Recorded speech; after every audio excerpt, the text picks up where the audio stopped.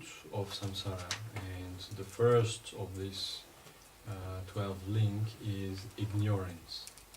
It's important to understand that all our suffering and all the karma that we are creating and accumulating are based on this primary ignorance. Ignorance here does not mean not knowing. Yes, it's not a lack of knowledge, but it is a wrong understanding of the true nature of the phenomena that we encounter. Because we do not have a correct perception in relation with the phenomena we encounter, we react in a specific way which is creating karma, karmic causes. When we encounter a phenomena, when we find an object or a person or a situation, we see this phenomena as external to our own mind. We see this phenomena as if existing from its own side. And because we create this duality between our mind and external, so-called external phenomena, we create karmic causes. So from the beginning of this understanding, we, in many ways, have to challenge our perceptions.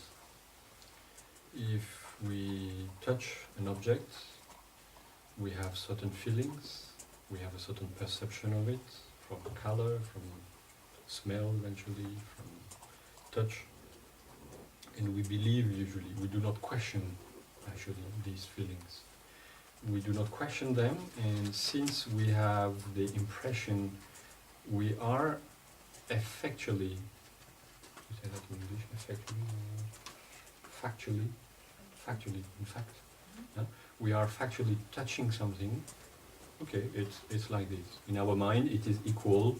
There is an object outside of myself that I touch, that I enter in contact with. And indeed, at a certain level, there is an object that we are touching. But what we have to contemplate and ponder upon is what is the nature of what we are perceiving. So here we come to talk about two main reality, two main truth in a way. What we call the ultimate reality and the conventional reality. Understanding of these two reality is important in order, on one side, to progress on our path, on the other side, to function within the reality we are living in. Yeah? Because if we all see this object or touch this object, we cannot say it does not exist at all. Conventionally, it does. Yeah? If you claim in the streets that nothing around yourself has any type of existence, and you run out naked, not believing that the cup exists or the car exists or whatever, you know where you might end up, right? So it's important to keep in mind that conventionally there is a type of existence with which we can interact. So on one end we have this conventional reality with which we interact. All the objects, all the phenomena that we can perceive within it are result of karmic causes we have accumulated in the past. So what is the origin of all what we perceive? Our own karma, meaning our own mind. You look at the cup, yes, there is a cup full of good tea, currently.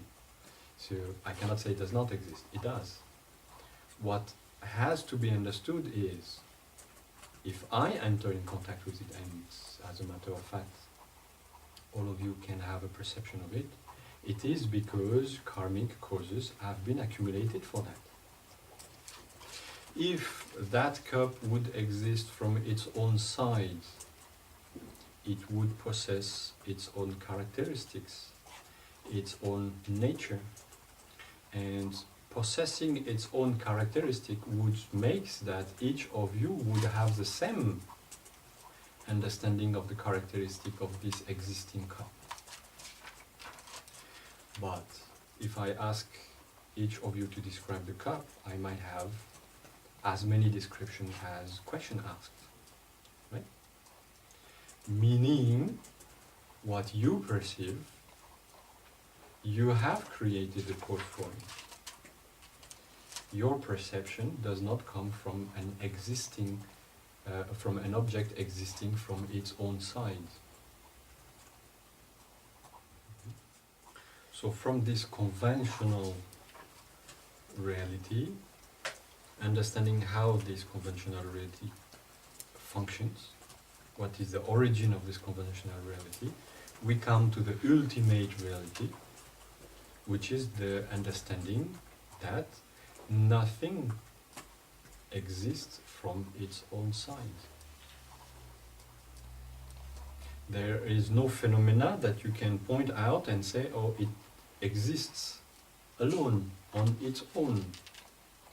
This cup, we see it and we use it on the basis of this conventional reality. Ultimately, it does not have any self-inherent existence. But this is the point which has to be not just intellectually understood, but which has to be experienced and realized in order to reach liberation. Because once you fully understand this ultimate reality, whatever you encounter, there is no duality. All what is perceived is understood to be part of one's own mind, is understood as being the result of what has been created in the past and which manifests now, but it is part of one's own mind. Same nature. So why to react to it? You see something, okay, conventionally there is a cup, you feel a little bit thirsty, you take the cup, you drink, okay, you just experience and answer to a specific experience. But you don't need to project on that experience further karma, understanding that the cup is from one's own mind.